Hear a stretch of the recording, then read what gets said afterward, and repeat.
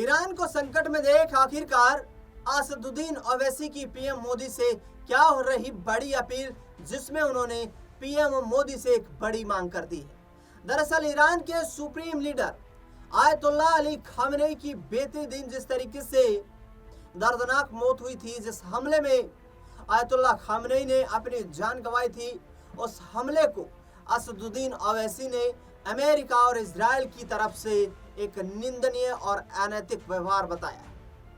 दरअसल बता दें आपको कि एक कार्यक्रम में बोलते हुए असदुद्दीन ओवैसी ने कहा कि खामेनी शिया मुसलमानों के सर्वोच्च नेता थे। उनकी हत्या करके उम्मीद कैसे की जा सकती है कि ईरान चुप बैठेगा। उन्होंने मांग की कि भारत को भी खामेनी की इस गैर कानूनी मौत की निंदा की जानी चाहिए, भारत सरकार को भी इसकी कड़ी मजम्मत करनी चाहिए। दरअसल बता दें आपको कि इस पूरे घटनाक्रम को लेकर के ओवैसी ने साफ कहा कि यह हमला रमजान के पाक पवित्र महीने में किया गया है। ट्रंप और नेतन्याहू को इंसानियत पर यकीन ही नहीं। जेनेवा में ईरान अमेरिका के बीच बातचीत चल रही थी, जो सफलता के बहुत करीब तक पहुंच गई थी, लेकिन अमेरिका ने उन वार्ताओं को रोककर इजराइल के साथ मिलकर हमला कर दिया। उन्होंने याद दिलाया कि अमेरिका ने पहले इराक और लीबिया में भी ऐसा ही किया था। अब इजराइल लगातार ईरान और फिलिस्तीन पर हमले कर रहा है। ये युद्ध बिल्कुल गैर कानूनी है, क्योंकि ये खतरनाक जो रुख अपनाया हुआ है उससे जान माल का भारी नुकसान हो रहा है। दरअसल जिस तरीके से ओवैसी ने सवाल किया पीएम मोदी से, और उन्होंने कहा कि पीएम के विमान पर यदि हमला हो जाता तो फिर क्या किया जाता। प्रधानमंत्री नरेंद्र मोदी के इजराइल के 40 घंटे दौरे के 40 घंटे के अंदर ही ये तमाम घटनाक्रम घटित हो गया। ओवैसी ने कहा कि प्रधानमंत्री नरेंद्र मोदी की 25-26 फरवरी को इजराइल की जो यात्रा थी वो असमय थी। ओवैसी ने पूछा, अगर पीएम का विमान हवा में होता और हमला हो जाता तो फिर क्या होता। इजराइल ने मोदी की यात्रा को लेकर कहा कि उसका उन्होंने फायदा उठाया है। अगर नेतन्याहू ने पहले सूचना भी दी थी तो मोदी को यात्रा रुकवानी चाहिए थी, अगर नहीं तो धोखा हुआ। इससे भारत की 80 साल पुरानी तटस्थ नीति खत्म हो गई। मोदी सरकार की विदेश नीति एकदम नाकाम रही। अब लगता है कि हमने एक पक्ष को चुन लिया है। दरअसल ओवैसी ने भारत के हितों को लेकर भी चिंता जताई।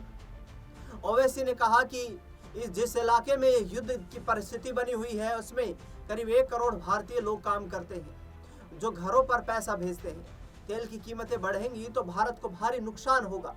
दुबई में उड़ानें रद्द हो गई हैं, लोग वहां पर फंसे हुए हैं। ईरान में कई भारतीय और मक्का मदीना जाने वाले भारतीय मुसलमान भी फंसे हुए हैं। उन्होंने कहा कि भारत का मौका था विश्व गुरु बनने का, लेकिन हम चुप बैठे हुए हैं। मिनिस्ट्री ऑफ एक्सटर्नल अफेयर्स और बीजेपी के बयान से समस्या नहीं सुलझने वाली।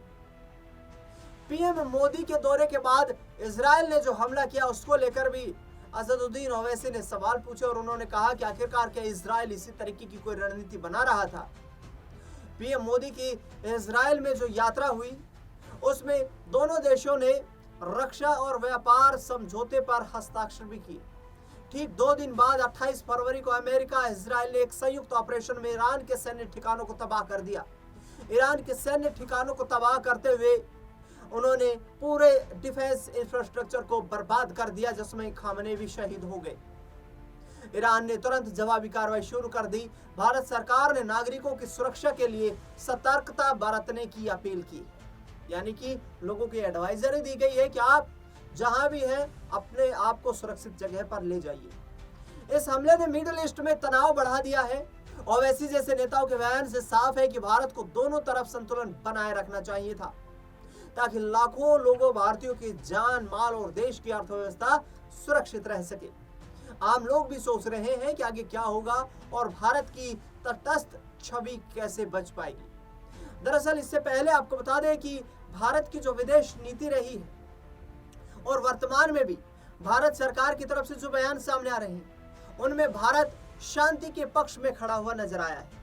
भारत ने हमेशा इजराइल और फलस्तीन यानी कि गजा में जो युद्ध चल रहा था उसमें भी शांति वार्ता के लिए कई बार अपील की थी।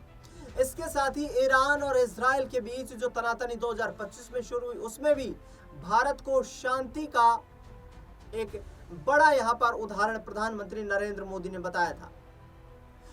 रूस यूक्रेन युद्ध के बीच प्रधानमंत्री नरेंद्र मोदी ने रूस का दौरा किया और यूक्रेन और रूस के युद्ध को लेकर भी प्रधानमंत्री नरेंद्र मोदी ने एक बड़ा बयान दिया था, जिसमें उन्होंने कहा कि भारत ने दुनिया को युद्ध नहीं बल्कि बुद्ध दिए हैं, यानी कि एक ऐसे स्ट्रेटजिस्ट जो कि टेबल पर बैठकर समझौता कर सकते हैं, किसी भी उस फैसले तक जा सकते हैं जो नामुमकिन लग रहा है।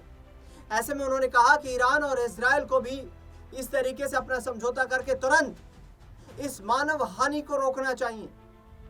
ईरान पर जिस तरीके से निशाने साधे गए, इजराइल के पास दुनिया के आधुनिक हथियार मौजूद हैं, ईरान को जिस तरीके से नेस्तनाबूद किया गया, जिस तरीके से बैठक चल रही थी डिफेंस के ऑफिसर्स के साथ खामेनेई की, और मोसाद और आईडीएफ को उस बैठक की जो है जानकारी थी कि किस वक्त पर ईरान के सुप्रीम लीडर आयतुल्ला खामेनेई उस बैठक में मौजूद रहेंगे, और उसी दौरान बैठक जब चल रही थी तो आईडीएफ यानी कि इजराइल की जो एयरफोर्स है, उन्होंने वहां पर लॉन्चर दागे और वहां पर खामेनेई जो है वो खत्म हो गए, यानी कि सीधे तौर पर खामेनेई को निशाना बना करके ईरान के सुप्रीम लीडर जो थे उन्हें दुनिया से विदा कर दिया गया। दरअसल बता दें आपको कि खामेनेई की मौत के बाद दुनिया भर में इजराइल के खिलाफ मुस्लिम देशों में, विशेष तौर पर शिया समुदाय में काफी आक्रोश देखने को मिल रहा है। आयतुल्लाह अली खामेनेई को लेकर के ये कहा जाता है कि वो शांति के लिए, मानवीय संवेदनाओं के लिए दुनिया भर के प्रचारक के रूप में काम करते थे। भारत में भी शिया समुदाय के मुसलमान जो हैं वो लगातार सड़कों पर उतरकर और अमेरिका इजराइल की इस रणनीति का विरोध करते हुए नजर आ रहे हैं। लेकिन जिस तरीके से इजराइल ने सीधे तौर पर कहा है कि ईरान के पास वो इनपुट्स ही नहीं थे, ईरान ने हमारी टेरिटरी में पहले हमला किया है, हमने डिफेंस में हमले किए हैं ताकि इजराइल को भी दुनिया के नक्शे पर अपना अस्तित्व बचाना है।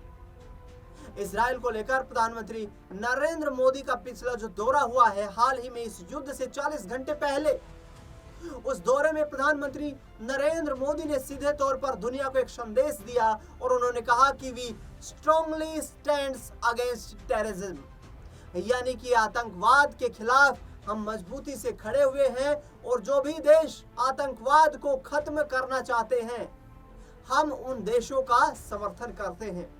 ऐसे में आने वाले वक्त में देखना दिलचस्प होगा, क्योंकि मिनिस्ट्री ऑफ एक्सटर्नल अफेयर्स यानी कि विदेश मंत्रालय की और ईरान और इजराइल में जो भारतीय दूतावास हैं वहां की हर अपडेट विदेश मंत्रालय ले रहा है। भारतीय नागरिकों के हितों की सुरक्षा भी रखी जा रही है। पीएम मोदी से जो मांग किया असदुद्दीन ओवैसी ने, उसको लेकर के आखिरकार भारतीय जनता पार्टी की सरकार का क्या रुख रहेगा, ये देखना भी बेहद दिलचस्प रहेगा। इस खास रिपोर्ट में फिलहाल के लिए इतना ही।